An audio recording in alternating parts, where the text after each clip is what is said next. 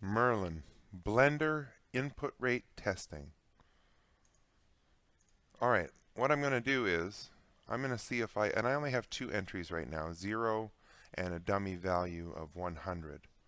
And I'm only dividing this by 2, and this is the input rate. So what I'm going to do is start the animation frame. All right, so I've made a little room. We've started the animation. I have two dummy values, and I've adjusted the scale of this so it doesn't jump off the chart if this works.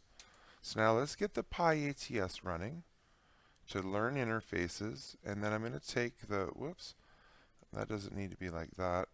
I'm going to take, so hopefully this should just start to jump and climb. We'll see.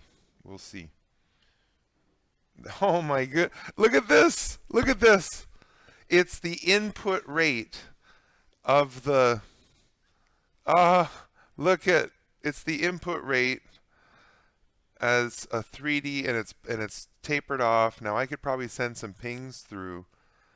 Oh, right. Okay. So what's next, right? We're going to add a second line, the output rate, and have them go side by each. And we're going to make them snazzy and maybe add some timestamps. I don't know. Holy cow. Holy cow. Is this ever neat? I got to take a screenshot of this. All right, well, thanks for tuning in. This is exciting. That was supposed to be just a test run. More to come. More to come.